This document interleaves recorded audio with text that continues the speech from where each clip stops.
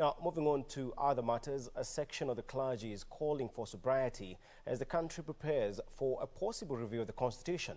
Speaking during the ordination of the new Kitui Bishop Joseph Mwongela, the clergy say the political class must ensure that any amendment to the Constitution is tailored towards enhancing unity and development, and among other issues, of course, in the community and as well in the country. With the constitutional review talk slowly finding traction back to the country's political landscape,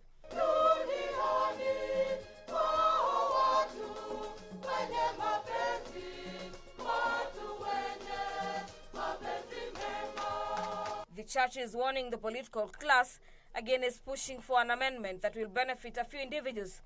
Bishop Philip Anyola, who spoke during the ordination of the new Kitui Bishop Joseph Mwongela, saying the church will only support an all-inclusive constitutional amendment. All of us, especially our political leaders, must take responsibility to ensure that political alignments do not become an excuse to put people to political risk, leading to the political violence we are used to seeing in every other election year.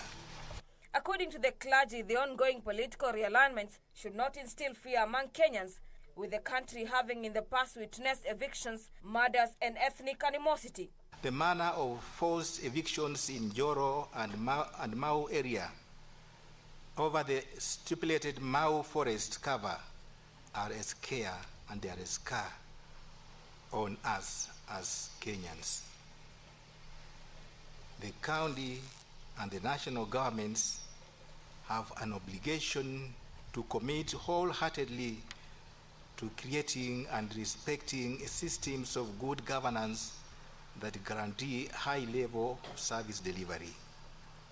The high levels of poverty, mistrust, nepotism, violence, murder, human trafficking, tribal clashes, cronyism, and outright misappropriation of public funds show the rot in our governance systems. Members of the clergy expressing opposition on the reproductive health bill, saying some of the proposals contained therein are in contravention of the Constitution.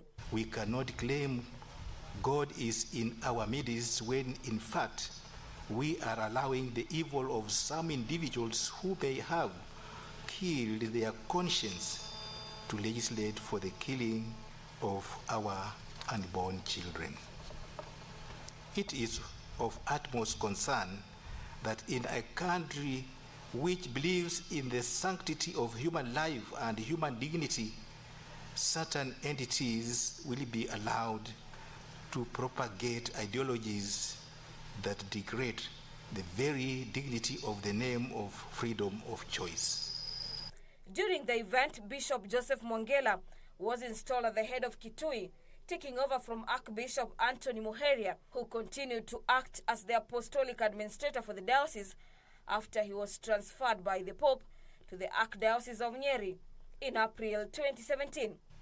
Now the question is, what are my plans for the diocese as I assume office? Jesus said, I came not to abolish, but to fulfill the law. I shall continue what has been started and sustained by my predecessors, so that we realize those dreams, as I said, while we explore new ways of building our faith here in this diocese. Mwongela was appointed as the fourth bishop of the Catholic Diocese of Kitui by Pope Francis in a communication that was officially made public in Rome on March 17th. For Channel 1 News, I'm Gladys Mungai.